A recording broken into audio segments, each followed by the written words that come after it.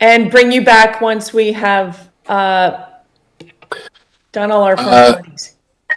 I don't know if you can hear me. Yes, we can hear you. Somebody nod their head if you can hear me. Can hear Oh, you. I see you nodding.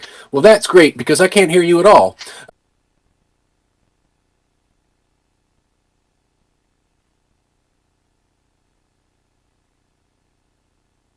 Thank you, Madam Chair. We are live. Thank you so much, and sorry for the delay, everyone who's been waiting. Welcome to July 20th Electoral Area Services Committee meeting. And first, I would like to acknowledge that we are on the traditional territory of the Coast Salish people. I would also like to welcome alternate Director Harrison, who is taking the place of Director Salmon for today. And I will move to Ms. Harrison for our first item on the agenda. Thank you, Madam Chair. The first item is approval of the agenda. It's been moved and seconded. I'll call the question. All in favor? Any opposed? Motion carries. Ms. Harrison. Thank you, Madam Chair. The next item is adoption of minutes, and the recommendation before you is that the minutes of the Electoral Area Services Committee meeting of July 6th, 2022 be adopted. It's been moved and seconded. Call the question. All in favor? Any opposed? Motion carries. Ms. Harrison. Thank you, Madam Chair. The next item is business arising. There is none. Public input period. I have no applications, and there is nobody in the gallery that wishes to participate in public input. Thank you. Moving on to our delegations then. Thank you, Madam Chair. Delegation D1 is the Liquor and Cannabis Regulation Branch regarding an overview of the liquor licensing process. And there are quite a few delegates in the lobby, as well as in, no, different one. Okay, just the lobby. I'll admit them. Thank you.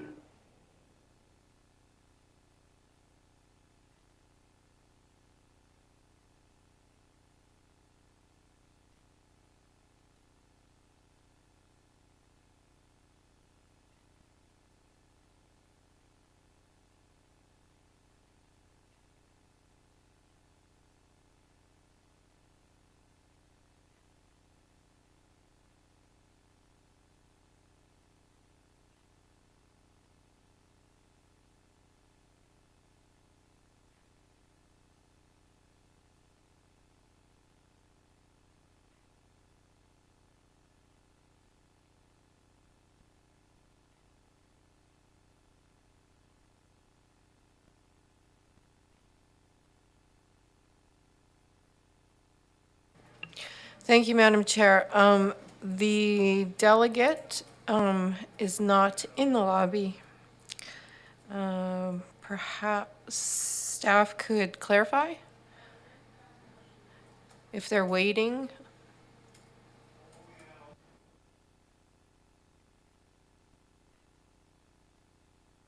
Well, they were here.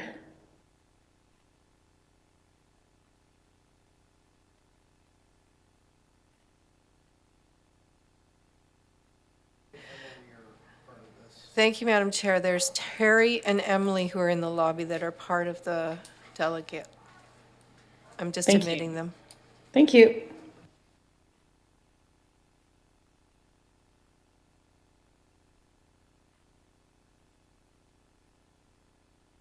So welcome. Thank you for coming to speak to us today. Oh, no problem. You have 10 minutes. Can you please introduce everyone with you and 10 minutes. You're here. Thank you. Okay. So you say we have 10 minutes?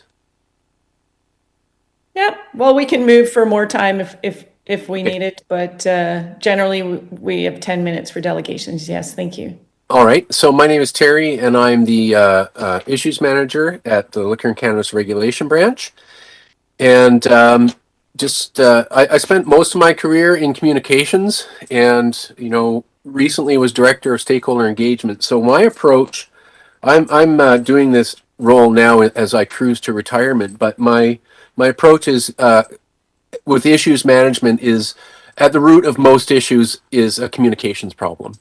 And you'll note at the end of this, I think you also have it. I think Nithya might have sent it to you. At the end of this PowerPoint, there is some generic emails that you can contact and a phone number, but I'm going to offer myself as well. So you'll be able to contact me directly. If you have a serious issue that's going on with anything to do with licensing and our involvement, you can always pick up the phone and call me directly. And that way you're not in a queue in a webmail somewhere. And I might not know the answer, but I might know exactly who you need to talk to. So, Emily, why don't you introduce yourself? Hi, my name is Emily. Can you hear me? Perfect. I'm a team lead and I work in the licensing department at the Liquor and Cannabis Regulation Branch. I've been here for about just over 5 years in various roles. So yeah, I know quite a bit about the licensing process overall. So today, I can generally talk a lot about, the legislation, the regulation, the rules, the processes. I can also discuss with anybody who asks questions the why. Like sometimes people go, why in the heck is that rule? It's so silly. But I can discuss where the rule might have come from in that whole process. Whether or not it's still necessarily relevant, well, that's for government to work on. Emily is very practical. She's on the she's in the nuts and bolts and working with your staff, for instance, in making licensing happening. So any kind of questions like that can go to her. I didn't know we only had 10 minutes, which is fine. If I can share my screen, I'll walk down through the deck quickly. And then given that I have 10 minutes, if anybody has any questions, if you have any burning issues that come out of this or whatever, I'll leave you my phone number and you can call me and we can have offline conversations with any of you, groups of you or whatever. And I'd be very happy to do that. Now I need to share my screen, right? So share. Yes, please. And thank you for your generous offer of your time. Oh, no problem. What do you see? We see your screen, but no pictures. Just you can now browse the web. Oh, goodness. You have to have it on top. It is on top. Oh, goodness gracious. Share content, maybe? Here we go. There it is. There it is. Now do you see it? Yes, thank you. Okay, awesome. The little joke around our branch is if there's going to be tech issues, that'll happen to me. Now I've got this share. Okay, here we go. So here we are. This is the branch. No need to talk about that. The agenda, what types of applications require your input? Cannabis license application process, all that. Don't need to talk about that. Now, we use a lot of acronyms, so just so you know, like throughout this presentation, obviously you'll know this. LG just is local government. LP is liquor primary, that's written up top there. So application types requiring local government input. A new liquor primary, and that's convert a liquor primary club to a liquor primary, permanent extension of liquor service hours, permanent increase. In other words, without going through all that list, a liquor primary being that its focus is on beverage alcohol, like a club, a nightclub, a bar, greater potential for noise complaints. Most local governments have specific zoning for liquor primaries. So because of the higher potential for noise complaints and other kind of complaints within a community, we do require that the local government is involved in the liquor primary licensing process directly. The food primary, no. We just need to know that a restaurant is zoned somewhere. We just need to know their zone for it. But if they want to extend their liquor service hours past midnight or add patron participation entertainment or increase the size of a temporary use area, and that's only for golf courses, then we need the local government for similar reasons that we need the local government for a bar or a nightclub, because extending hours past midnight or adding patron participation entertainment obviously comes up with some concerns about the potential of noise and disturbance. The manufacturer, similar. We don't really involve the local government all that much when it comes to somebody setting up, say, a microbrewery. But if they want to have a lounge endorsement or a special event area or permanent extension of service hours, increased person capacity, permanent addition of a patio, again, it's, we're going down that road of potential, disturbance to the community, similar to a bar or nightclub. Retail store, so new rural licensee retail store. We need your input on a new one of those.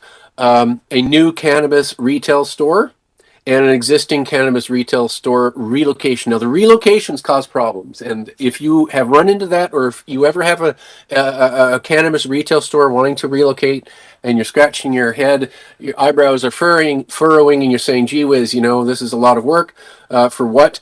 Then please just pick up the phone and give me a call, and we'll work through it. Emily, do you have anything to add to any of that? No, I think you covered it. All right. So cannabis license application process. Now, this is the hot button item these days, of course. So the applicant, of course, does a research. They submit the application to us. We process the initial thing, and we send it to you guys, the local government. You receive it, you do stuff with it, and you review the app. Without going into a great deal of detail here, because I don't have a lot of time, you have the slides. The bottom line is that unlike other application types, where a local government can opt out. So if you were to say, we want to opt out on new, whatever it is, bars and nightclubs, the liquor primary applications, we'll say, okay, duly noted, and we'll do the process.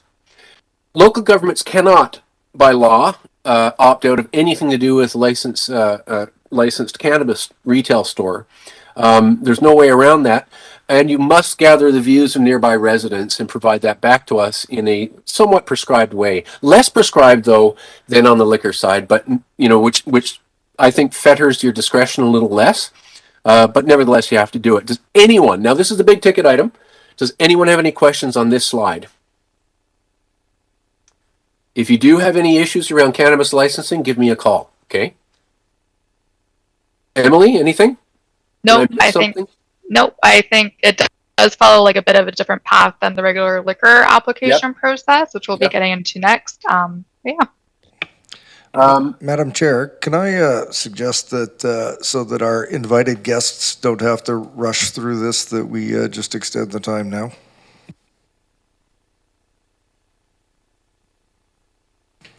Sure, we can do that. There's a motion to extend the time to 20 minutes. Madam Chair, could I ask a question first before we vote on that? No. Oh, Terry, how much longer do you think you would need, Terry? Well, the thing is, I can get through this in 10 minutes, but the point is, though, if there's any questions, there might not be time for them. Yeah, so we'll extend it. We'll go to 20 minutes. That's the process, Director Wilson. And so then we can extend it even more if we want to after that. Yeah, because it's really the bottom line is, you know, this presentation, you all have it. It's relatively self-explanatory. In my experience, it's not the presentation that's the big deal. It's the questions and concerns that people have, right? We could also just move to questions. I think we requested you come here for a certain, or we've had specific questions around your process that we could. Yeah, sure. You know, it's your meeting, As well. I just want to be able to support you. There's a motion to extend the delegates' time. We're sorry that you're feeling so rushed. Okay. Do we have a seconder? I can't see anyone. Is there a seconder? Yes. Okay, there's a seconder. I'll just call the question. I'll assume everyone's in favor unless you speak up opposed. Not hearing anyone opposed. Go ahead, Terry. Feel free to give us your presentation and then we'll go through some questions. Okay. Now, if anybody has a question while I'm going through this, though, raise it then, because sometimes what happens is people hold their question to the end and then they kind of forget the nuances of it, or, you know what I mean? The context is lost. So, you have to receive the application and you email us to let us know that you've accepted it or not. Now, that's a tricky part. That's where quite a lot of local governments get hung up, is when you accept the application from us. We'll send it to you. The fact that you've accepted it doesn't mean much. You have to then tell us whether you are going to look into the application or not. So in other words, let's just say a local government has decided they're only going to have 5 cannabis stores in their whole territory. And there are already 5, say there's 4 open, there's 1 that's nearly open. Somebody else puts an application to us. We don't know the lay of the land across the province, so we're just going to forward that application on to the local government. Now, presumably the applicant should have gone to the local government first anyway to find out whether or not they're accepting more. But believe it or not, despite the rather steep application fee, you'd be surprised that a lot of people don't do that. They go on ahead and put in an application anyway. I don't know what they hope to gain from that, but anyway. So then the local government might receive it, and they're going to say, "Oh, whoa, we're not taking any more." So they'll tell us we are not accepting this for review. In which case the application dies right there, and you don't have to do anything further. Or you're accepting it for review. Now, where some local governments got themselves in trouble is they decide to accept the thing for review, and then 1 or 2 steps later decide, "Nah, we don't like this guy. We're not going to carry on with this." And then they come back to us. Well, too late. By then, we've already sent our parts of it off for work. We're a cost recovery branch, etc. The work's already started. So, in other words, it's a hugely problematic thing to start working on the application on the local government side and then decide before getting to the gathering public input and providing official comments back to us without doing all that work. In other words, don't stop in the middle. There are various.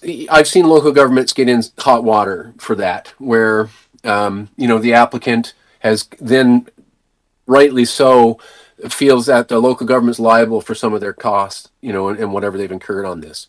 So step 1 is you decide to accept the thing for review or not. For whatever reason is up to the local government. Then the local government reviews the application, talks to the applicant, us if there's any issues on all that. And then the biggest important part is gathering the public input. This is required, so you need to gather the public. Now, it's up to the local government. We do not prescribe how to do that. We do not prescribe the area. Because let's face it, downtown Vancouver, if there's condo buildings around, within 500 meters, there might be 3,000 people living. Whereas in in Fort St. John, there might be the same number of people living 20 kilometers around, right? So, and we don't expect them to go out as far as 20 kilometers. So really, it's up to the local government to decide what is appropriate for the location of a license application. And then, of course, we, the government, will not license a store that the local government does not provide support for. Now, if you say you do provide support for it, we still might not license it. There might be some other reason. Like maybe in the background, one of the associates of the store, we find out red flags, they do some financial, looking into their financial past. Maybe they're involved in organized crime, as an easy example. Then, despite the fact that everything looks good on your side and you support the store opening, we might then kill the application anyway. But we will never allow a store to open if the local government does not provide support. Okay, that's very important. Now, another big part of this is, I lost my train of thought. Goodness, I'll come back to that. So then, usually we'll go to what's called approval in principle, and that allows them to construct their physical plant if they haven't already got it, right? So they'll promise to us and to you, this is what we're going to do for the store, this is the layout, this is how we're going to operate it. And they'll have approval in principle. And that allows them the comfort to seek further funding, for instance, from their funders or whatever, to finish their physical plant, at which time, when it's done, we'll do a final inspection and issue the license. Now, in a lot of cases, local governments have to zone. This is the piece I forgot for a sec there. It's not on the screen, though, and it should be probably. But there's a zoning issue. A lot of local governments have been hung up on, where they'll zone a location for a future cannabis retail store without an application being in that location, and they'll have their public input and stuff. And then when a store comes, though, when an applicant comes, our law says you have to gather the views on the particular application, which means then they have to gather those views and do the public input again. That has bristled quite a few local governments. So what we like to say is, if you have a store applicant wanting to go somewhere that you need to also do zoning for, do them concurrently. Do the zoning concurrent to your gathering input for the store itself, and work with our staff on that. It's a much smoother process. Emily, is there anything you have to add to that? No, I think you covered it. Okay. Does anybody have any questions on this process? Has it become an issue, or any questions at all? Don't hear any. Go ahead. Okay, so essentially, that's a couple of little hints in there that I just dropped about the zoning and whatnot. It's it's not implicit on the slide, but now the process for cannabis, we've just kind of talked about that. Notification from us, we respond and all that. We send it over to you guys. You do your you conduct your review. If there's issues, you'll work with the applicant on those issues through your business licensing or whatever. And then we have the local government provides a resolution or comment. So you guys provide to us your recommendation. Resolution is not necessarily the best word to use here. I mean, it's true, but it's really just a recommendation. We technically don't need a resolution from you. What we need is a recommendation. Often it comes in the form of a resolution. That's usually what happens, I think. And then if the applicant is found fit and proper, the application proceeds through to our approval in principle. And again, we have already talked about that. Emily, anything to add, or if there's any questions? Okay. Now, liquor license application process, you can already tell by looking at the slide, is vastly different. So the applicant should do their research with the local government and with our requirements. Amazingly enough, you want to knock your head on the wall, many never do that. So they'll put in applications, they'll get certain way down the road to find out that they don't necessarily fit all of what a local government requires or whatever, and that's irritating. And we don't know who they are before they apply, so we can't do anything about that. They provide the application, the floor plan to the local government via the licensing portal. Now we have a licensing portal, it's new. Some of your newer staff are probably familiar with it. Some of your older staff are probably getting used to it. But it's an easier online application process where the local government staff can, they can do stuff in there. It's less going back and forth through email and all that jazz. Everything's in the one spot in our online system. I'm not an expert in that system. Emily is, if you have any questions about it. So then the local government will then, we'll have gathered the application. We'll notify the local government. That's done, I believe, through the portal. Is that not true, Emily? Yep. So they would conduct the process and upload it through the portal. Yeah. And then the local government goes into the portal and checks that your local government requirements are met. And then, of course, there's the application to us via the portal, and we go through all this process. There's this work back and forth. Essentially, what this tangle looks like is not that complicated. There's work back and forth in the portal, and if people have specific questions, we'll have somebody on our team who is assigned to that application. Presumably, the local government usually has one or two people or whatever assigned to on their end, and there's this back and forth. And I like to think our staff are extremely friendly. And it's how we work out the issues. Eventually, we work our way to gathering the public input. And again, it's gathering public input, and the local government prepares the comments and the resolution. And it's up to the local government to determine what gathering the public input is. If a local government decides to opt out of the process, I think it can put the applicant, in some cases, the local government at a disadvantage, because we don't know the local need, so we'll do things like we'll automatically gather the public input for a certain radius. Mm-hmm. We'll just automatically do that because we're not the local experts. And because Vancouver is very different than Fort St. John, I really think that can actually harm an application sometimes. And sometimes it can harm the local government's interests. So I strongly encourage local governments to not opt out. Anyway, the gathering views is done. Of course, some people have questions about gathering views. What if only 8 people bother to give us their opinions? 8 residents, and 6 of them don't want the thing at all because they hate liquor. Well, that is not a valid reason to not have a license go forward, right? So it's not like a majority rules business. There has to be good reason why an application shouldn't move forward. And we're not the local experts. We don't know the lay of the land or the tone of the community or the special needs of a particular place. So whatever that gray area is where it tips an application over into probably we, the local government, don't want to support this, it's entirely up to you. But again, it has to be defensible, right? And generally my view is, every decision we make, if it's a bit in the gray area, every decision a local government makes, if it's a bit in the gray area, I always think, what would a judge say if this went to judicial review? What would a reasonable person say in the reasonableness? If you applied the reasonable person test. So then, of course, we go on to similar to the cannabis application. We issue approval in principle so they can finish their physical plant.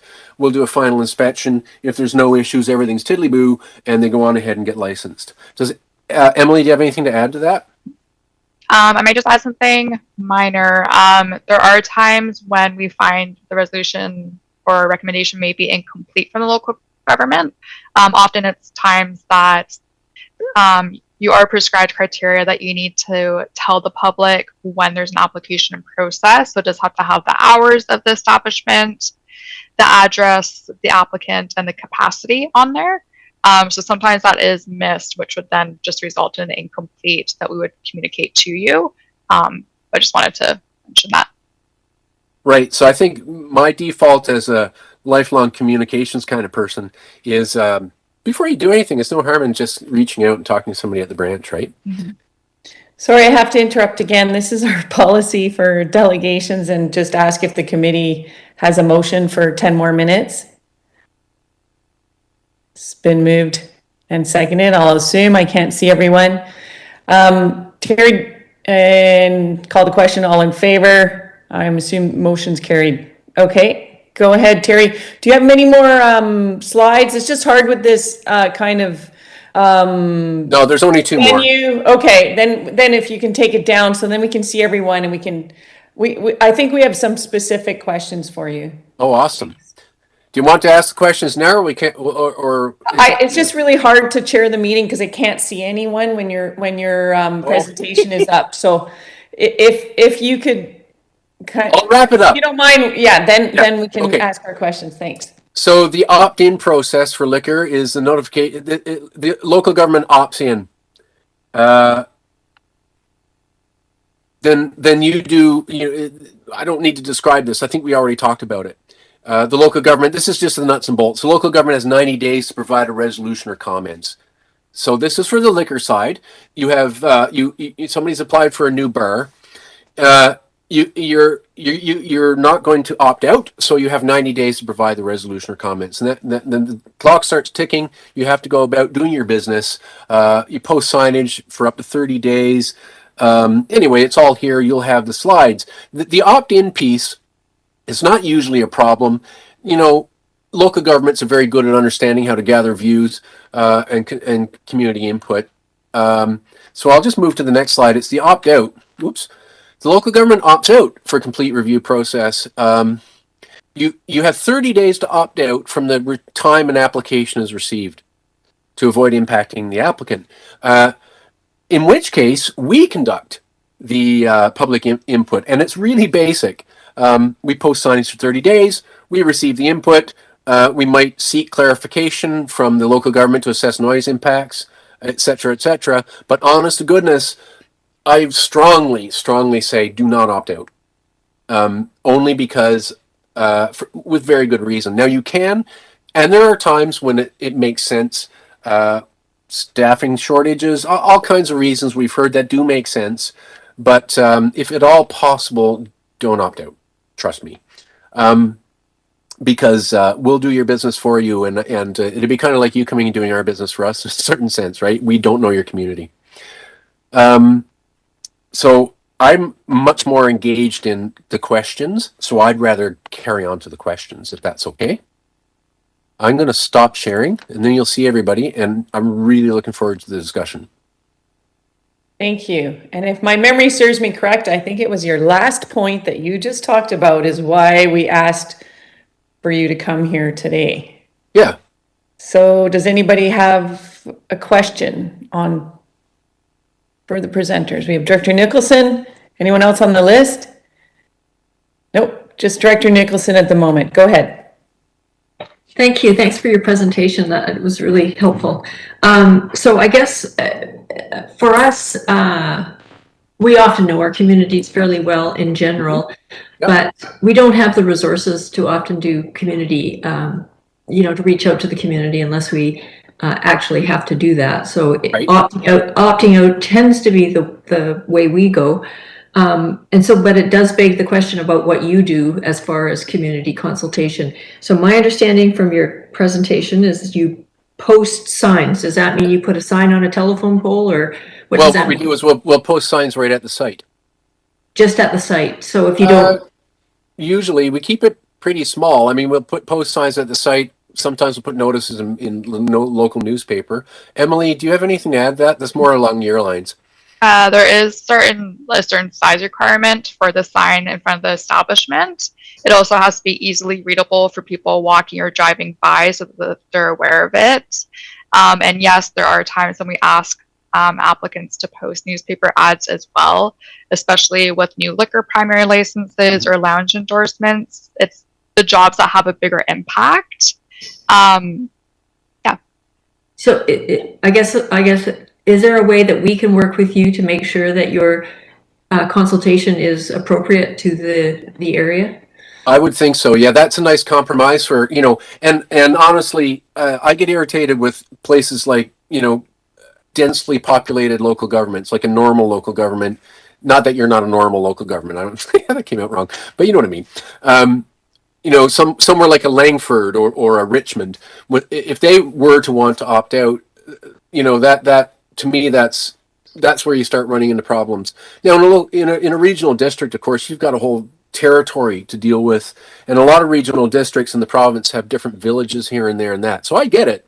So if you have to opt out, I would say the best thing to do is to just be in contact with the licensing staff dealing with it. Like, for instance, like I said, I fully believe that because we will just use a generic distance around the thing, that may or may not be appropriate based on the community. We don't know. Yeah. So by all means, I mean, I'm sure that we could. Now, Emily, I'm veering into your territory here, but if you were to get somebody from the local government or regional district, say, we think this distance for gathering views is appropriate, would we follow that? Yeah, so there are, like, the signage and the newspaper ads are for typical cases. We do have room to do other things such as mail outs if that works better, because, remote communities have different circumstances than a busy city. So yeah, definitely just reach out to whoever's working on the application or just reach out to the email that we'll send after this presentation, and we can definitely work with you to see if there's better options. That's great. Thank you so much. Thank you. And I have Director Morrison. Yeah, thank you. And through Madam Chair, this is sort of the pinch point that I think we wanted to talk to you about, the opt-in, opt-out, and signage is a really big deal because local government you'd think would do signs well, but we also have that issue of sort of more rural areas where there may not be a lot of people going through, and I'm thinking more of a rezoning where an applicant could post a sign on the most traveled thoroughfare for their property, and they may choose to tuck it around the corner on the dead-end street that nobody sees. And so, we want to just make sure, and obviously somebody's going to be having a liquor primary. It's not going to be at the end of a dead-end street where there's no through traffic and the like. So that's a concern that I have is that if we're opting out, I guess that's where you're going to lose a little bit of that local knowledge as to where the most pedestrian traffic is going to be. Where's the most vehicular traffic? So I think that maybe a little bit of engagement, and keep in mind our staff are the ones that are bringing these packages forward to us in the form of reports, and I think they do a pretty good job. But I think we want to make sure that the broadest exposure for these signs, if we do opt out, is achieved if you're going with your process. Now, when we're doing our process, we're a cost recovery branch, so we wouldn't necessarily have the resources to plaster signs all over the place. We'll tend to put a sign up at the establishment, right? Right. But if we were to opt out, I would say, if you're going with your process, we would So, but we do have the ability to ask the applicant to put additional signs up. And you're right, that is the issue. And again, I don't want to give you the impression that I think, it's terrible that you opt out. I just encourage not opting out, and it's for these reasons, because we don't know the lay of the land. We don't know where the traffic is. But if you have to opt out for good reasons, then it's really good to talk to our staff.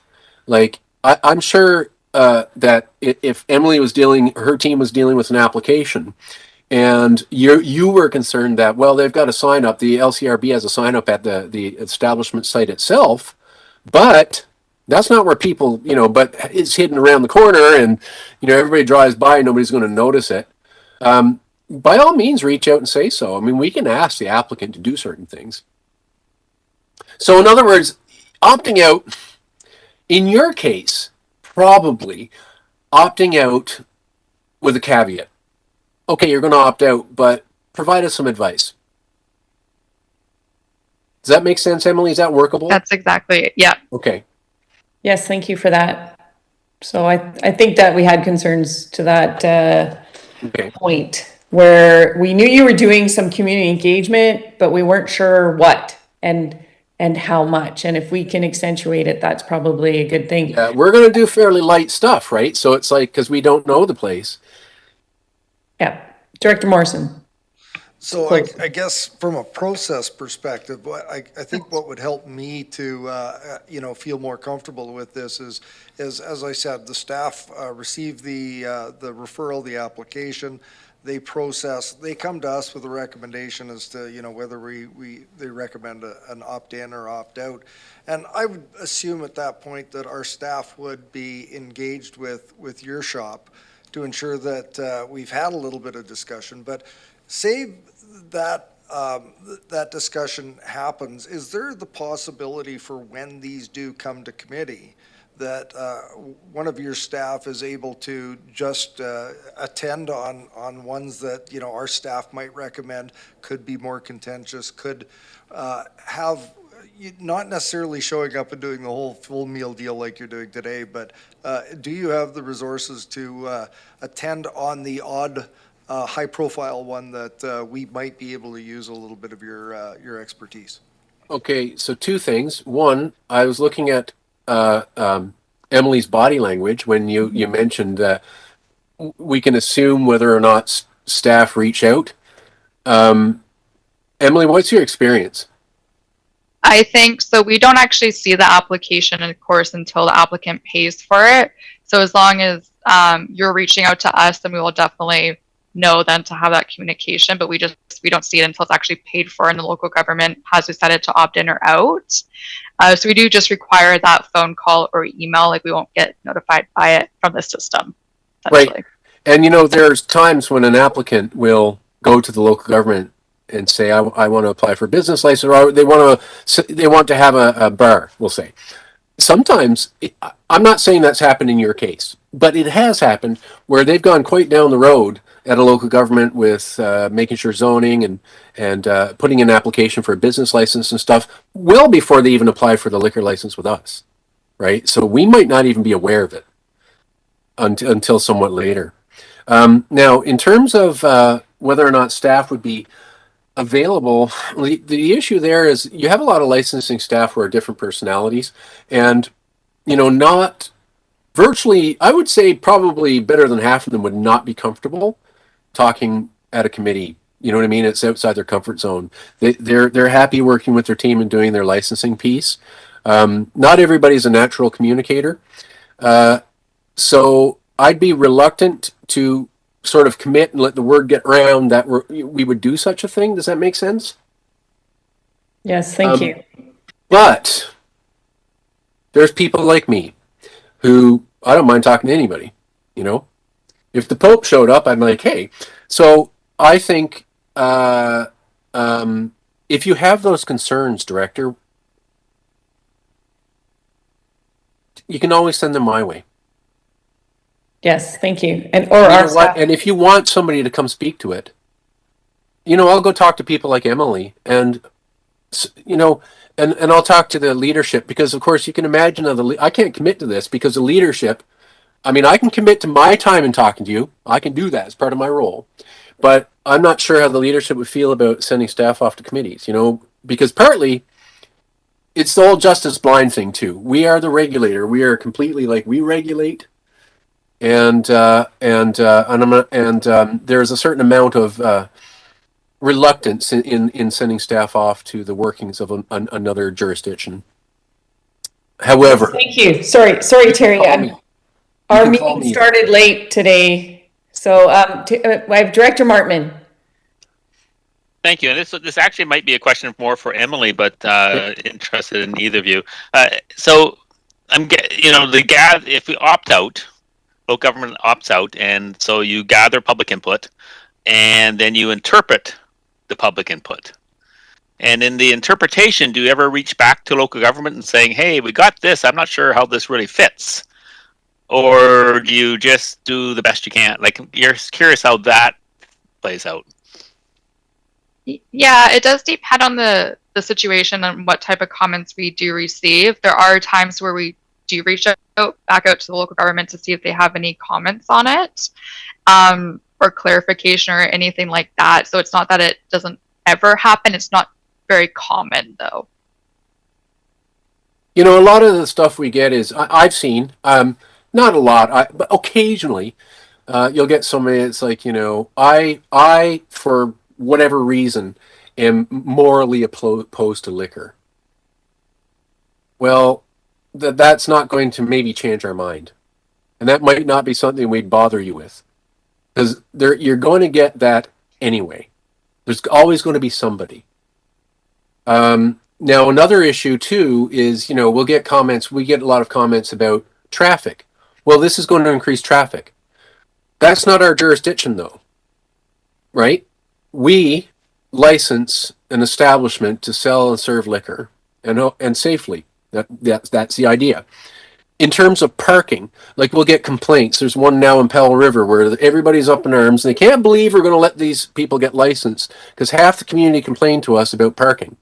Parking's not our issue, though, right? We have to put that back to the local government, and sometimes, believe it or not, and this is something that bristles us a little bit, is occasionally a local government will say, "Oh, we don't know what to do with this," and they'll say, "Well, but we opted out, so the LCRB is going to make the decision," which gives the impression that we're ignoring them about parking, but we're not. It's not our issue, right? Right. Thank you, Director Martin. Does that answer your questions? It does, but there is another one that falls underneath the cannabis, if I can ask that one. And this one comes up with looking at sort of the list of things that are assessed when you're looking at a location for a cannabis store. And, one of them is certain distance from schools and certain distance from daycares. And it seems, from my perspective, I see some of these things seem to be coming through the health authority. But does anything come through the Liquor Control Board about the importance of how the situations of those places are compared to those? Yeah, that's a good question. And when I was part of the team responsible for making the regulatory scheme happen in the province, and that came up a lot. Of course, federally, unlike liquor is all the provinces and most of the United States, liquor is regulated through the Solicitor General or the Attorney General or some like thing. Federally, though, they decided not to have the federal public safety minister deal with cannabis sales federally. They gave it to health because health had been doing it with the medical cannabis. That's kind of shackled us. It shackled all the provinces, frankly, because health has a certain view. So a lot of the rules that we have in the province, for instance, that people think are draconian or outlandish, actually are because we cannot go against the federal statute, which is under the Ministry of Health. So yeah, you're right. I mean, from a health and public safety, well, it's not, from a health perspective, yeah. Government writ large, that includes the feds, they don't particularly want to see cannabis stores open beside a daycare. But again, in our scheme, we haven't really dictated what that exactly looks like, Because if you're in Vancouver with towers around you and there's a daycare in the basement of one of the buildings, across the street, right? But you're in a retail spot in the building, kitty corner to it. Well, there's 1,000 people walking around all the time. Whereas if it was in Fort St. John and the place is sparsely populated, but somebody just puts a cannabis store, wants to put a cannabis store literally next door to a daycare. Well, that's different. So, yeah, we have to include that all the language about not wanting it near daycare, not wanting it, it's not that we don't want it near it. It's just you have to consider. We're telling you have to consider the locations of things like daycares, things like schools. Which is not to say that we're telling you can't put it next to a daycare. But let's face it, no local government would allow it next to a daycare anyway, because your voters and your citizens would be mad at you. But Sorry, our motion has ended. So, sorry, finish your thought, Terry, and then. I literally just okay. finished my thought. Oh, okay, sorry.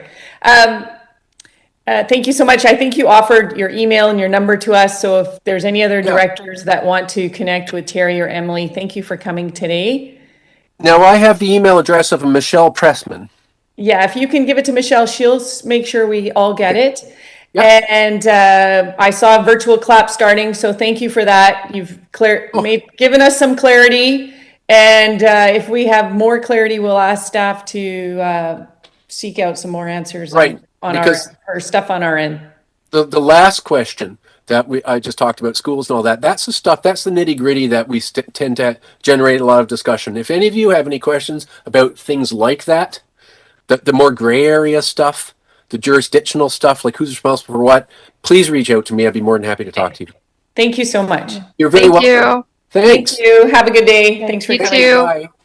And I look to the committee, should we take a 5-minute refresher here? We had closed. Okay, 5 minutes and we'll come right back. Thank you. We're buffering. Thank you.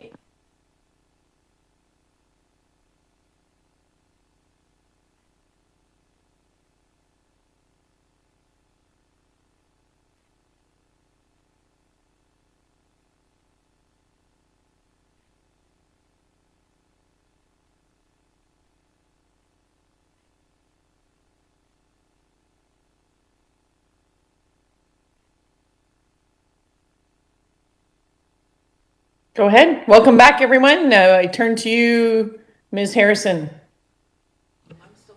It's still buffering, Madam Chair.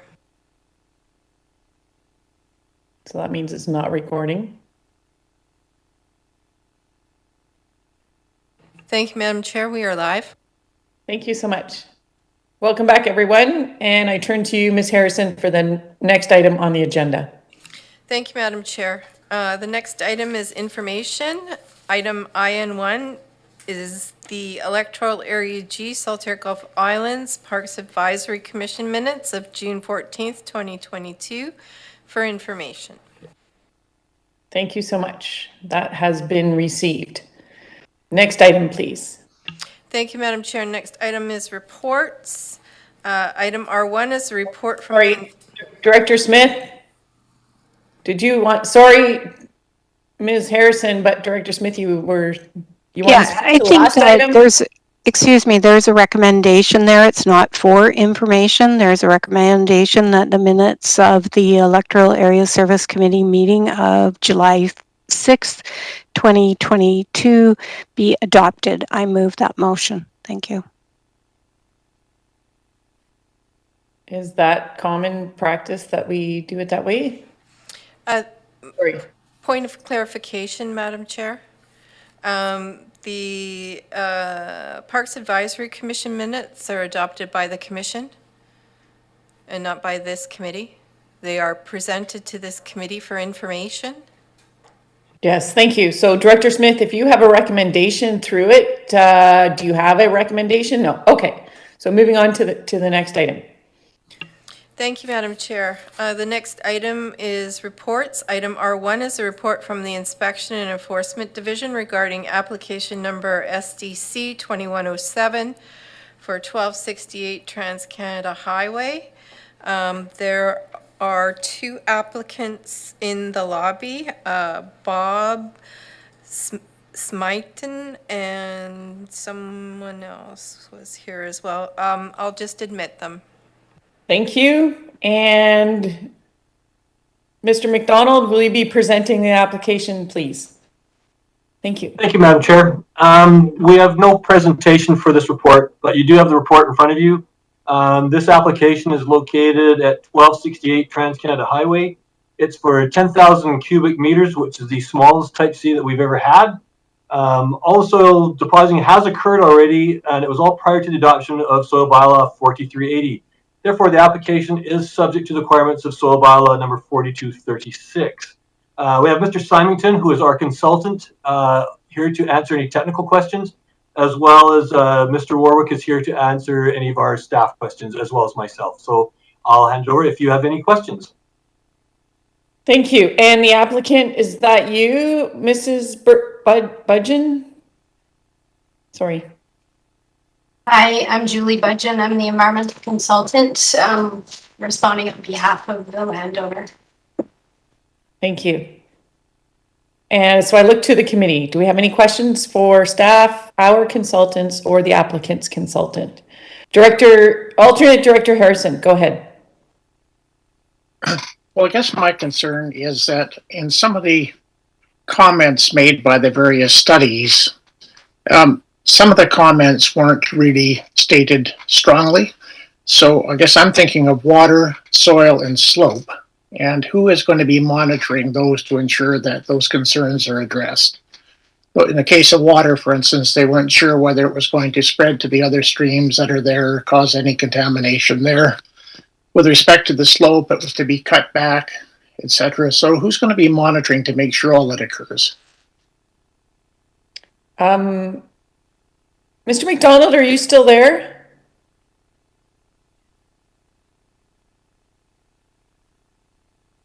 Yes, I am. Are you able to direct the question to the appropriate person? That will have to be through Mr. Warwick, and if I'm not sure, because I'm not overly familiar with the file, what actually monitoring is required by the bylaw. Thank you. Mr. Warwick. Thank you, through the chair. So we rely on the professional model for this application. So we will be reviewing what the professionals involved are giving us for the information for monitoring the site. So I'll be receiving their documentation, and maybe I can let Julie answer on behalf of for the actual professional on the property. Sure, thank you. Ms. Budgeon, please. Hi. Go ahead. Okay.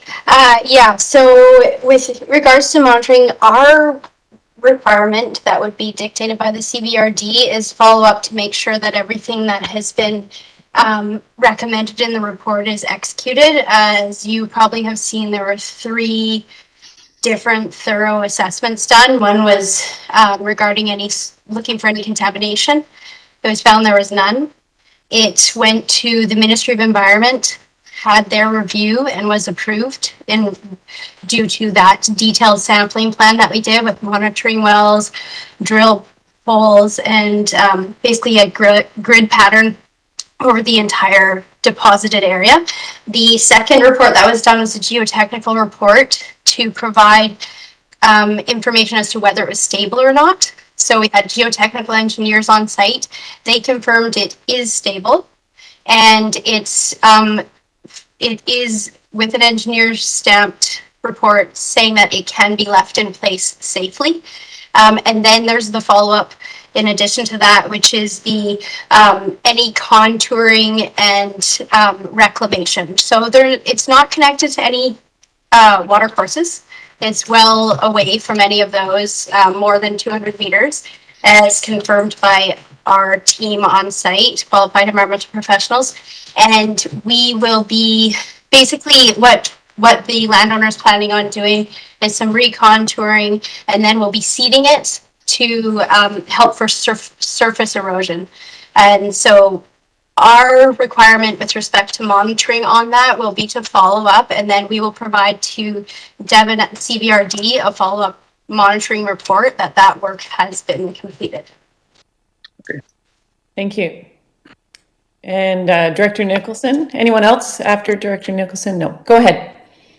So yes, thanks. Thank you. So my question is about the monitoring as well. So what is the timeline on your monitoring? We are seeing more problematic, heavy, intense storms in the winter times now, and I think quite often it's important to check back on these kind of reclamation activities to make sure that they are working even under strong storm conditions. What I would recommend, it's not specified in any of the CBRD documents, but is what we typically do, which is 80% vegetation cover and revegetation success. So what we'll have is, following with Mr. Zaharko, the landowner, completing our recommendations for the revegetation, which would be done in response to that for the timeline. It would be seeded in the fall. We would check it in the fall, and then we would follow up and check in the spring, and we continue until we have 80% revegetation success. And that would be provided with a follow-up report to the CBRD that's happened. Sometimes that takes a couple years. What we typically would do is go back out again. If there's bald areas or low success, or we're getting a bunch of invasive species in there, then we would provide further recommendations, and then we follow up again to make sure it was done until we get to that minimum 80% benchmark where everything is established and growing. Thank you. Any other questions for staff? Or okay, Director Martman, go ahead. Thank you, Chair. And I'm not sure which person should be addressing this, but when I read through the summary, the Gandalf consulting summary or report, actually, and I see a number of items that are highlighted in, I guess, pink, maybe red. I feel this isn't a normal application.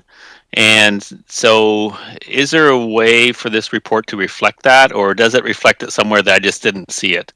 An example would be around 11.2D and 12.2D, which talks about the origin of soil, that is not available. But what would be the offsetting thing to make it less pink or move it from pink to a non-color to green?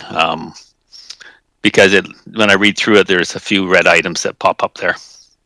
Mr. McDonald, can you address that question?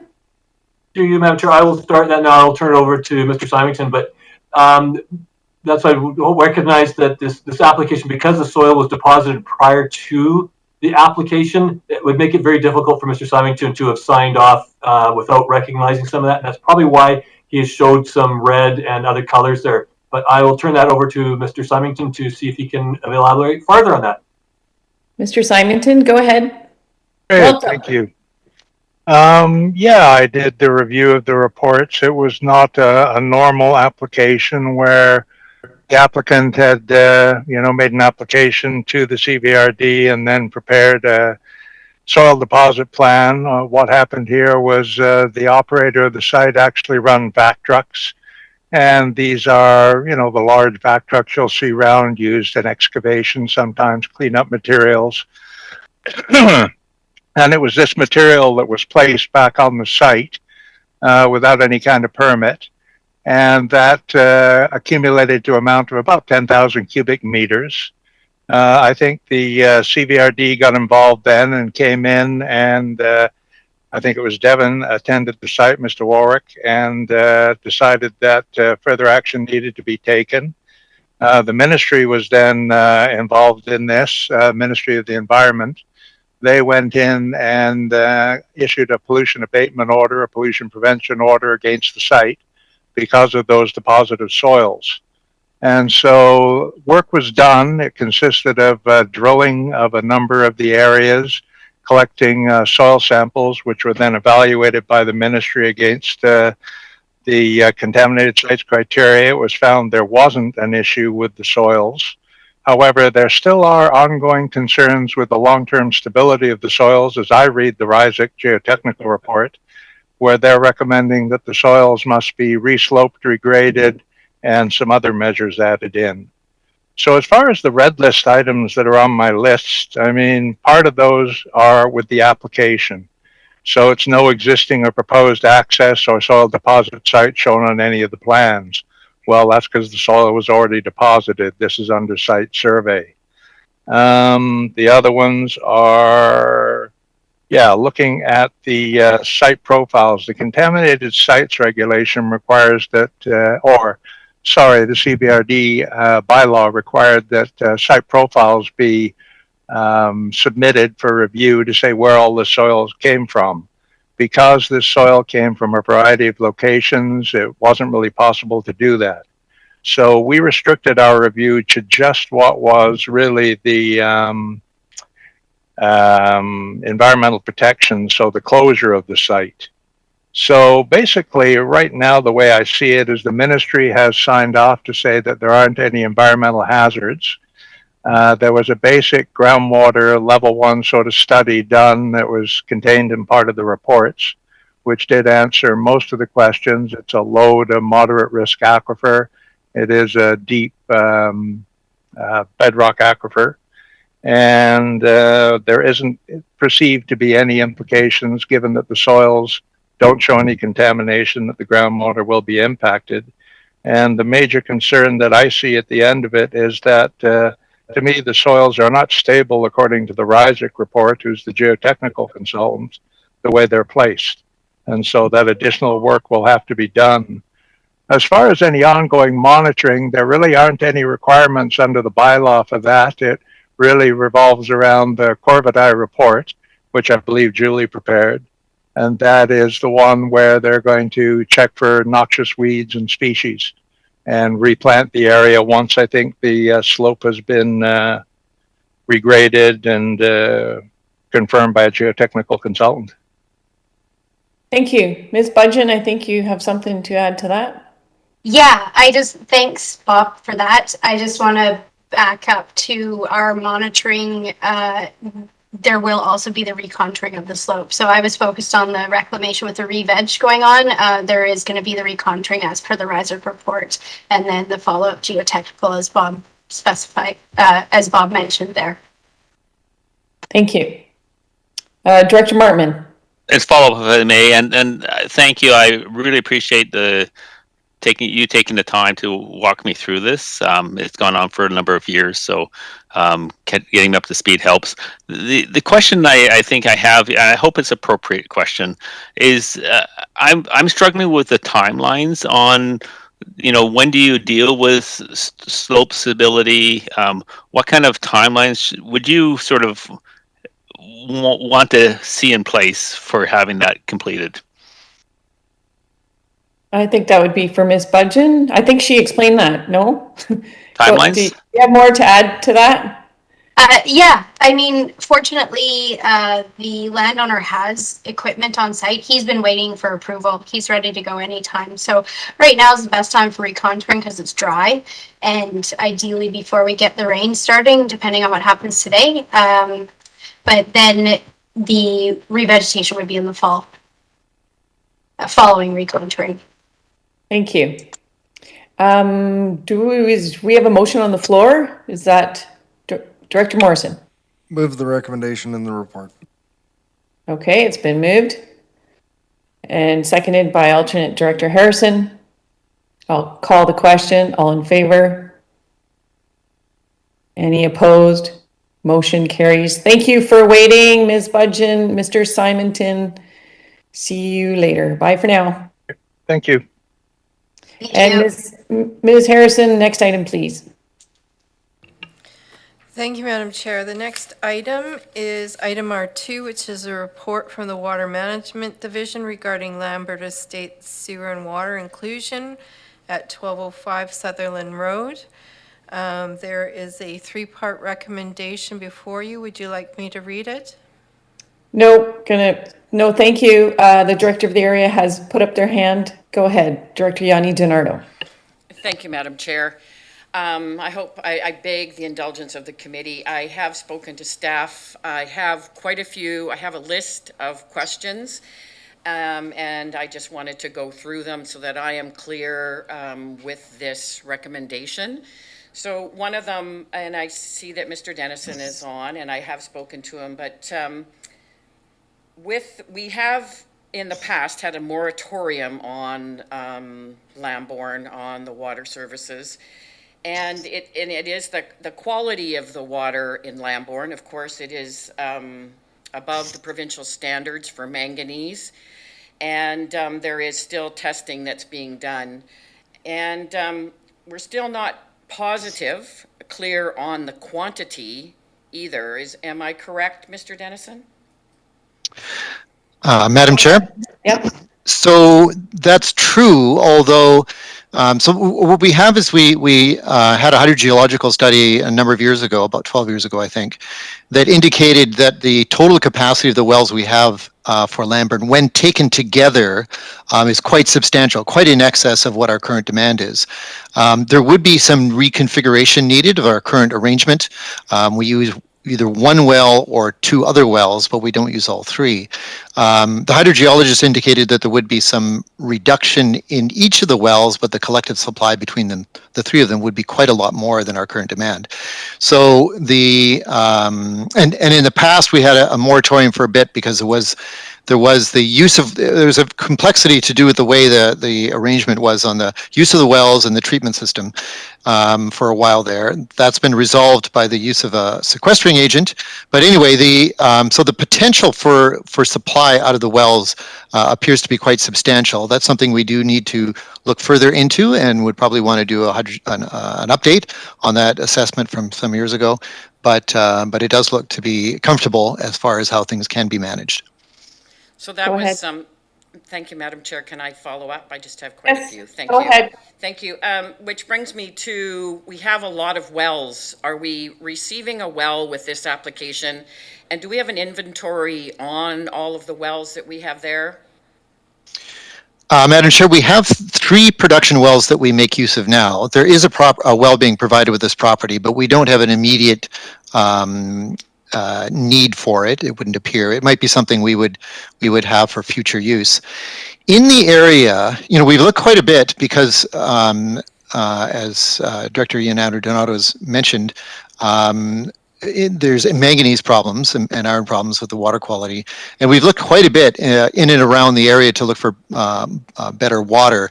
And what we found, and it looked over quite a few years, and what we found is that there's actually quite a lot of water. Like the aquifer is quite large and quite has significant capacity, and there's quite a few wells in and around the area that are very productive, but all of them have iron and manganese. In fact, you have to go as far as the Valley View area, where Cowichan Bay Waterworks has their wells before, and we have Douglas Hill wells before you get to an area that doesn't have iron and manganese. So it's not, we're not too concerned about the ultimate capacity to find more water. There appears to be substantial supplies. It's more the quality issue. And on that, there's a new technology we've been in an arrangement with an adjacent developer in Mill Bay have brought online. In fact, it's just online now. We've just got our first set of results from it, and it's using a technology called Phylox. And before we used green sand filter, which is an older technology. And the Phylox results are excellent. We're very, very pleased with how that's looking so far. We would like to run that a while more. This is just the first sampling, to see if that technology is proving to be successful for actual removal of manganese. And manganese and iron are both there. Iron's easy to remove. Manganese is the tricky one. So with those results, we're hopeful that indicates the technology to use. And then it's a matter of configuring and we have 7 utilities that have problems with manganese. And so in each of those cases, we're going to have to figure out how exactly we're going to use that Phylox technology. But it is looking very hopeful. Thank you. Okay, Director Yanni Donato. So currently, I haven't drank the water for quite a few years. Neither has my family because it is out of the provincial standards. And the most complaints I get from residents, of course, is our water quality. So that's been ongoing. Everybody knows since I've been here, that's the Lamborn story. So I really want to speak for them so that they're clear on this. So we have 11 more lots coming on. 5 of them have already been historically provided the units. 6 more will be added. Will there be any more in this property? Can they, now that they're in the service area, add a lot more? Because we have to give them servicing if they're in the service area. So is there more development after this? That's not our understanding. This is what's allowed based on their development. There might be. I'd have to check with planning to see if we could include a mechanism for constraining, through an agreement or something on the property. Perhaps we could put some constraint on that. As far as I know, that's what's allowed under the development, under the density with the zoning they have. Thank you, because a lot of people wouldn't know that this is on the foreshore, so there's a lot of steep banks all along there as well. That's right. And so also, we have historically in Lamborn promised a lot more units to people that have provided upgrades to the sewer system. Do we know how many people would be on that list as well? So there's that list, and also we did encourage secondary suites, and we're hoping that more people got on that, which we would need to supply, of course, extra, whatever the capacity unit is for the secondary suites. And I wonder if we have a number on that as well. We do have. I don't recall what the number is exactly offhand, but we do keep track of our sort of, if you will, liability or the promised units to be allocated according to some earlier agreements and vacant lots within the service area. So there is an amount there. I mean, for example, Wilcoma Lodge is 18, and there's some also for Cherry Point Marina, and there's a few vacant lots as well that are promised. So we do have to supply those units, and we have an awareness of that, and all our considerations are assuming that those have already been provided for. We must provide for them. So yeah, that's in hand. Sorry, Thank you. So, well, the secondary suites, yes. So it's hard to know, there's no way to predict exactly how many secondary suites are going to come up. Particularly on the water side, the extra increment for secondary suites is actually very small because there isn't any extra irrigation demand. It's the same property that was there. There's no more property. And so you have a small secondary suite that, usually a single person is living in. So the incremental demand is very small. So we don't, it's very hard to know when or to what degree at any time somebody may apply for a secondary suite in any given area. The zoning allows it, throughout the Cbrd now, so we see it everywhere. And, in some areas it's very popular and other areas less so. But we're not anticipating that to be a large incremental demand. It's usually quite small per unit.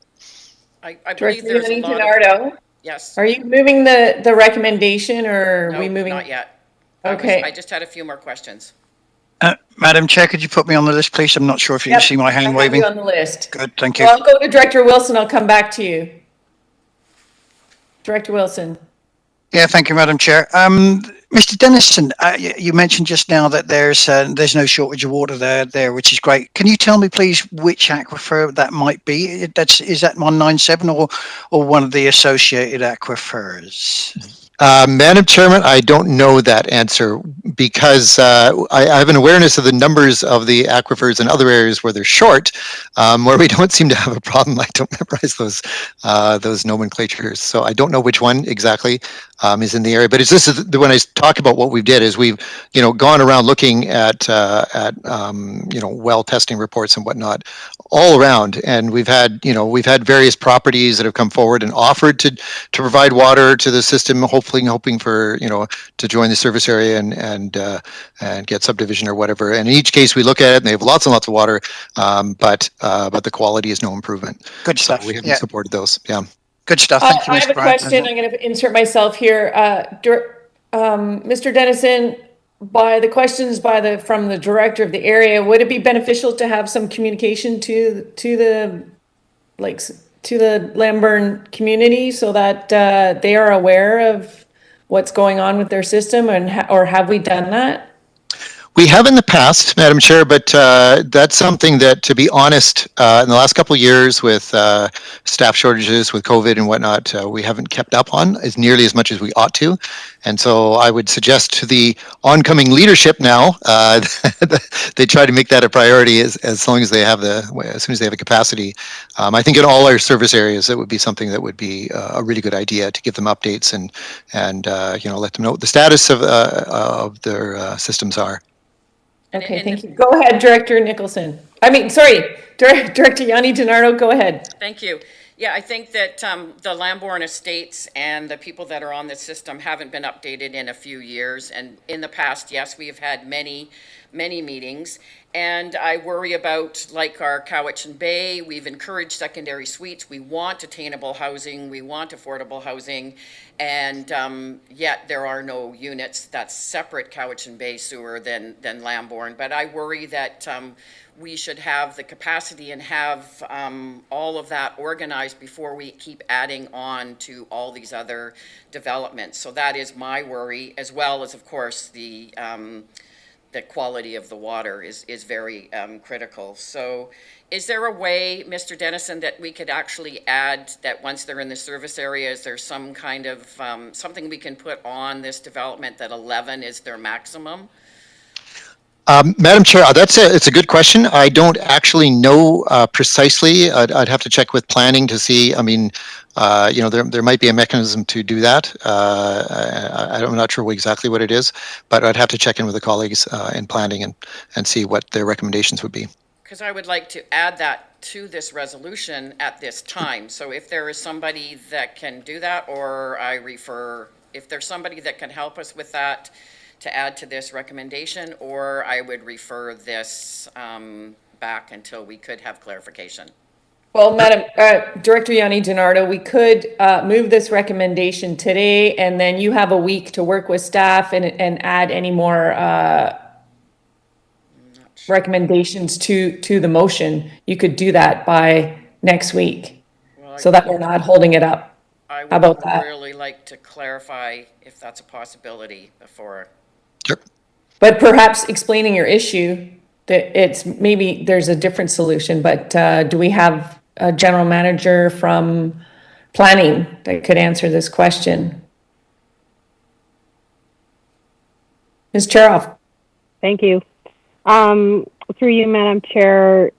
So the permitted density is obviously set out in the zoning. And so if I'm clear, you're suggesting that a mechanism be put in place that might restrict development beyond what is in the zoning, or if that is not the case, then I would be looking for some clarification. The service areas do generally align with the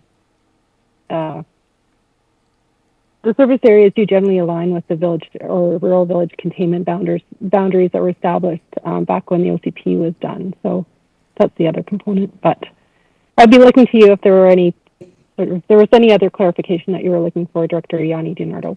The clarification, thank you. Thank you for all this time. I apologize for all the questions, but I have asked staff previously, but I just wanted to clear in my mind that there is now 11 units, so that is the maximum for this zoning in this area. There's 11 houses going in to this development, and I just wondered if now that we have them in the service area, because once the other 6 are put in the service area, these 2 lots are put together, will there be another application for more broader subdivision once they're in the service area? Is it possible? Ms. Troff? Thank you. My expectation is that they've probably not got further subdivision potential, but we will double check that and get back to you before next week. Okay. So thank you. With that clarification, will I be looking into it before next week? I move the recommendation. Hey, it's been moved yet. Okay, we can read the recommendation that has just been moved. 1, 2, and 3. Thank you. Thank you, Madam Chair. Recommendation before you is that be recommended to the board, number 1, that the certificate of sufficiency confirming sufficient petitions for inclusion into the Lamborn Estates Water System Service Area and the Lamborn Estates Sewer System Service Area for the property described as 1205 Sutherland Road, PID 000837598, Parcel A, DD 42331I, Section 4, Range 7, Plan 1038, Cowichan District, except Part in Plan VIP 79174 and VIP 85643 be received. Thank you. It has, Number oops, sorry, two. to cut you off. That's okay. Number 2, that CVRD bylaw number 3052, Lamborn Estates Sewer System Service Establishment bylaw 2008, and CVRD bylaw number 3034, Lamborn Estates Water System Service Establishment bylaw 2008, be amended to include the property described as PID 000837598. And number 3, that the amendment to bylaw 3052 and bylaw 3034 be afforded to the board for consideration of 3 readings, and upon payment of capacity connection fees be considered for adoption. Thank you. So that was moved and seconded. Director Kuhn, you didn't have a question, did you? No. Okay. I'll call the question. All in favor? Any opposed? Motion carries. Thank you, Mr. Dennison and Ms. Charolf. Next item, please. Thank you, Madam Chair. The next item is item R3, which is a report from the Parks and Trails Division regarding proposed Fortis BC statutory right-of-way over District Lot 51, Oyster District, Electoral Area H, North Oyster Diamond. There is a representative from Fortis, Matthew Sander, in the lobby virtually, and Carmen is also from Fortis BC, and she's in person in the lobby. So I'll just admit Matthew. Thank you. And is there a staff member who would like to introduce this report? Thank you. Go ahead. Good afternoon, Madam Chair. My name is Megan Walker, Parks and Trails Planner, author of the staff report. No presentation today, just hopefully it's self-explanatory, but I'm here for any questions, as is Fortis BC. Thank you, Ms. Walker. I don't see them yet, but do we have any questions from any of the directors? And director of the area, Director Martman? I'd just like to hear from the applicant first, and then I do have some questions before we move to the recommendation.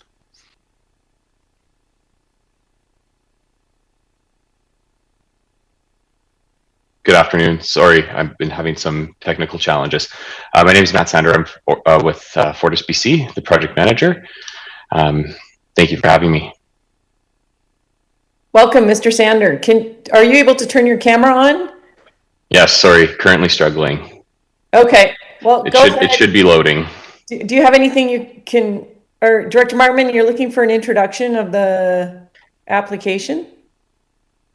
Yeah, I just didn't know if the applicant had anything to add besides what had been written by staff, or if there's anything additional before I have a question or suggestion.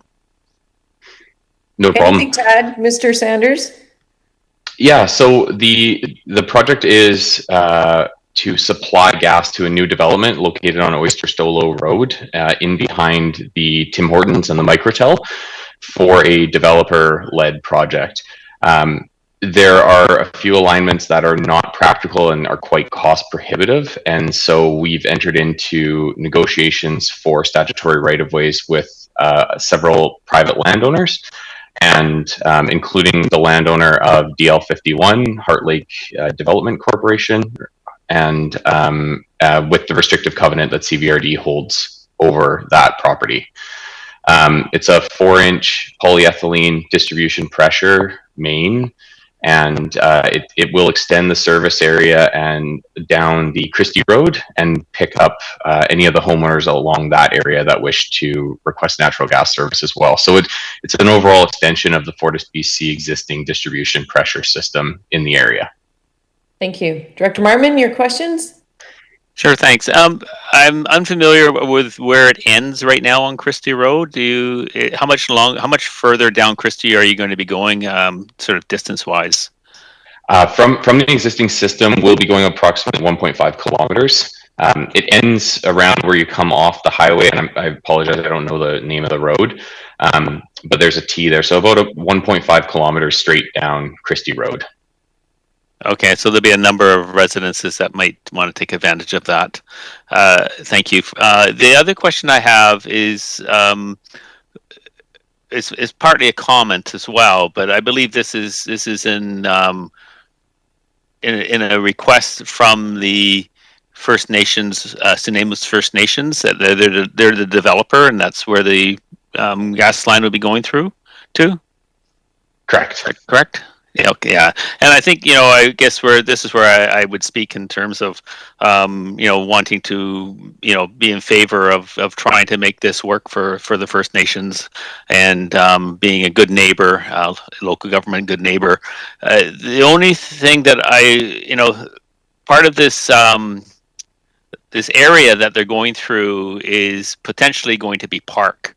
One day if the Hart development goes through.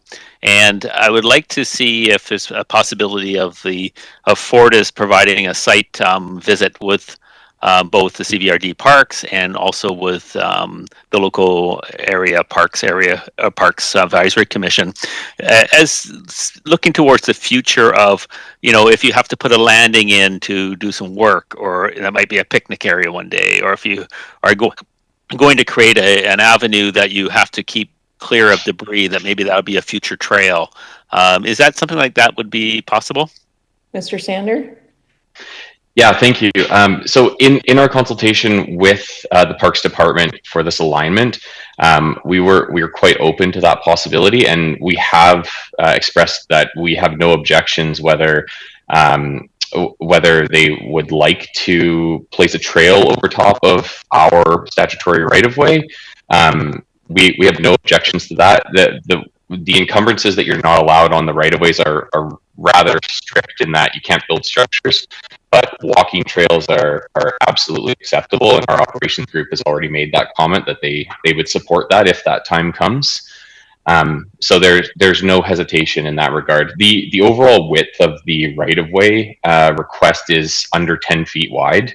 It's not even as wide as the current trails that are on the west side. So it's not a very intrusive right-of-way request. So, Madam Chair, if I may, if there's other people with questions, I would. I don't see any hands. So I'd like to move the recommendation, but along with the direction for having a site visit with both the Cbrd parks and the Area H Parks Advisory Commission, please. So was that moved with the amendment? Yep, moved and seconded. I'll call, not seeing any other hands, I'll call the question. All in favor? Any opposed? Motion carries. Moving on to the next item. Thank you for coming, Mr. Sander, and thank you for the report, Ms. Walker. Ms. Harrison, please, next item. Thank you, Madam Chair. The next item is item R4, which is a report from the Emergency Management Division regarding antique fire truck donation from Osatchi Lake Fire Department. There is a recommendation before you. Would you like me to read it? Yes, please. Recommendation before you is that it be recommended to the board that the 1946 antique fire truck be donated to Camp Imodine to be used as a static display and a link to their past. That was moved and seconded. Any discussion? I recognize Director Morrison first and then Director Martman. Thank you, Madam Chair. This is a win-win situation, or win-win-win situation. The community, long-time, well-loved asset is staying in the community. Staff has done all their due diligence. I see Mr. Schuler on the screen. This is a good news story, and happy that that this well-loved piece of Missachi Lake history is going to stay in the community, and I encourage everyone to support the recommendation of the board. Thank you, and welcome, Mr. Schuler. I'll move to Director Martman if you have any questions or comments. Well, I have to say, I was on Used Couch and I saw this particular item, and I went like, "Wow, what a piece of history for emergency services." And I thought, man, this is something I could just put on my farm. So, but I'm glad I didn't go forward, because now I'd be in the same situation of having to say I need to donate it to this group, because it's going to be where it's going to be looked after and hopefully enjoyed by countless people that want to climb on it, see it, look inside it. So I'm on full support. Thank you. Yes, thank you. And Mr. Schuler, did you want to add anything to? Not at this point, Madam Chair. I'm glad of the positive comments, and it'll go to a good home. Great. We hope to see it in a parade with Director Morrison on top one day, waving. It'll be told by it's his community. Anyway, I'll call the question. All in favor? Any opposed? Motion carries. I'd want to be on the radical new truck. Right. Just a point, Chair. That's a static display, so. Oh, it's not going to be running at all? Okay. That's why I said I want to be on the radical new truck. I thought maybe they might, try and refurbish it and get it going. Okay. Thank you for coming, Mr. Schuler. And Ms. Harrison, next item, please. Thank you, Madam Chair. The next item is item R5, which is the report from the Planning Strategic Initiatives Division regarding Cbrd Manufactured Home Park Bylaw number 4435. There is a two-part recommendation before you. Would you like me to read it? Yes, please. Thank you, Madam Chair. Recommendation reads that it be recommended to the board, number one, that Cbrd Bylaw number 4367, Manufactured Home Park Bylaw 2021, be abandoned. And number two, that Cbrd Bylaw number 4435, Manufactured Home Park Bylaw 2022, be forwarded to the board for first and second reading and following public notice pursuant to Section 467 of the Local Government Act. Thank you so much. Ms. Garnett, welcome. And would you like to introduce your report? Sure. Thank you, Madam Chair.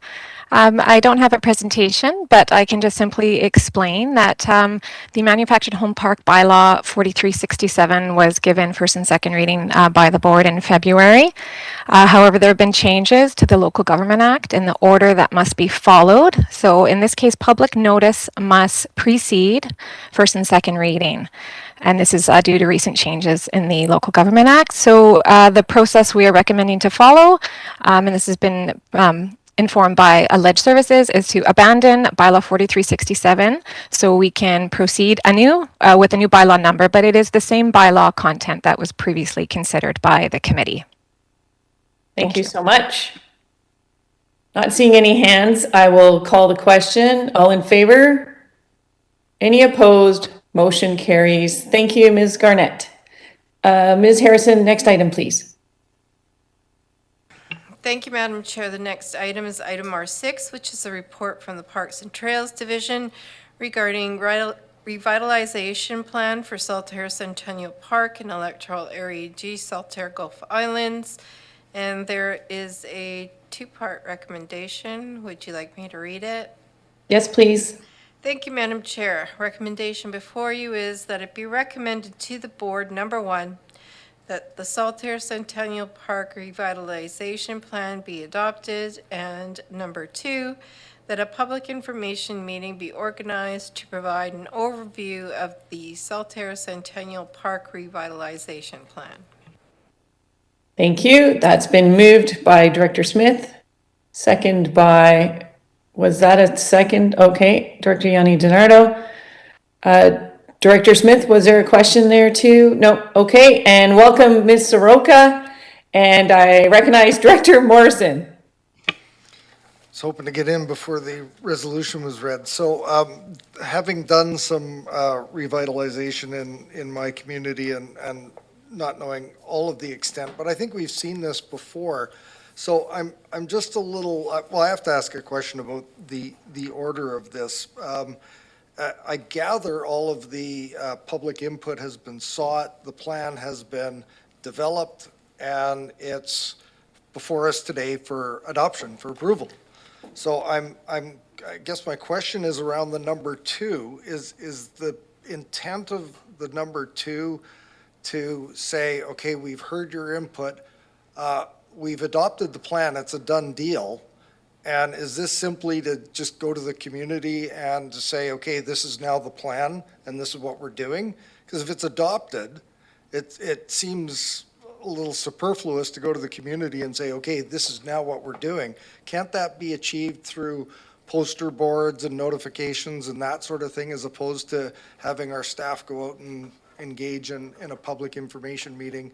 So that's the question that I have is, you know, before we adopt it, we should maybe get a final input as opposed to adopting it and then going to the community. So I'd love to hear from staff. Well, I think Director Smith has something to add to that. Okay, go ahead, Director Smith, and then we'll go to Ms. Soroka. Oh, Director Smith, you turned your camera off? Yeah, camera on, camera off, mute on, mute off. Anyhow, this plan has been moving along at a really snail pace. I think it started in 2017. Ms. Soroka has been involved in it for a long time. So as we've moved along with the surveys, we also went into COVID. And yes, we've had the posters up at the park, and people finished sending in all their survey information. But this is a community park. This is a really important community park, and I think it's really a benefit to the community to see what the end result was of all the work that they put into the surveys. And it's just an information opportunity for the Cbrd staff to come to say, this is what's resulted in your communications with us to create this plan. And with COVID, we haven't been able to meet in public and have this opportunity for staff to even sort of go over how we were going through this process. And I always hear Director Morrison talking about his plan and how amazing it was when the community got together and had a conversation about it, and in came this child running in and wanted a zip line. So I think that our communities benefit, even though we've gone through the process, we have a plan, the plan's going to be in place once the board authorizes it. And this is an opportunity for us to have a communication with the community and just, you know, bring it forward in a professional manner, as our staff always does. Thank you.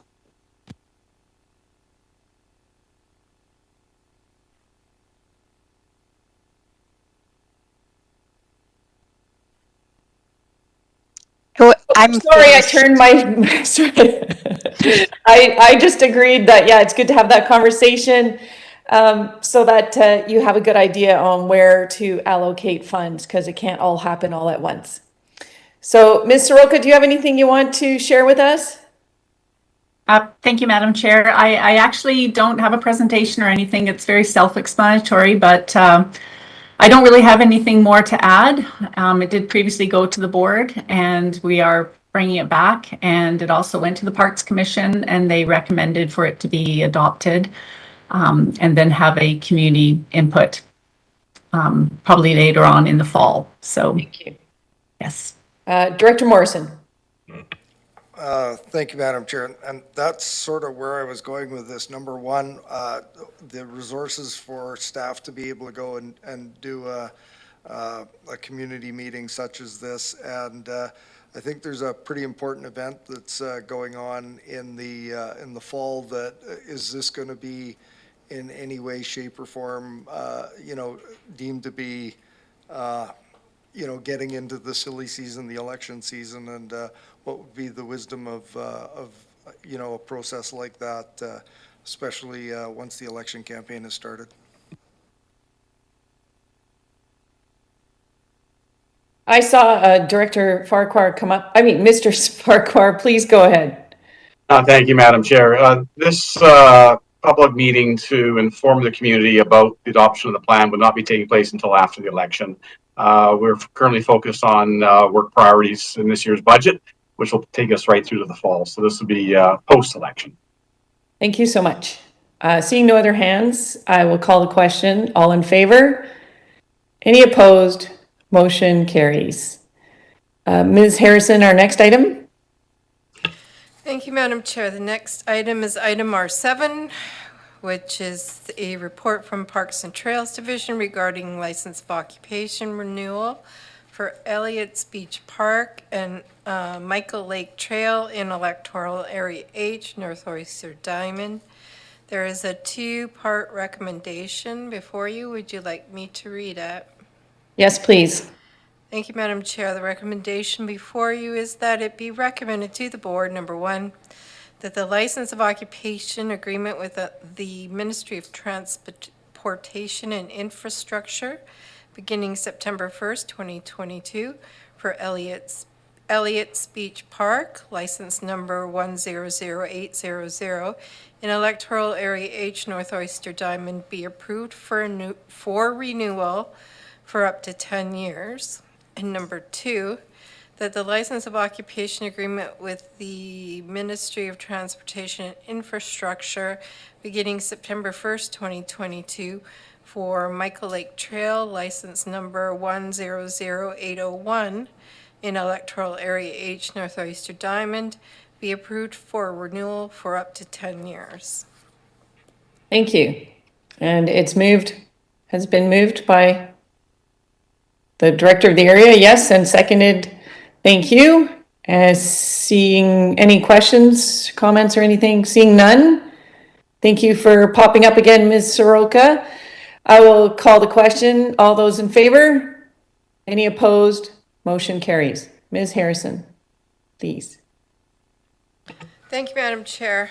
The next item is item R8, which is a report from the Parks and Trails Division regarding Shawnigan Lake Museum Building Lease Area Expansion Request.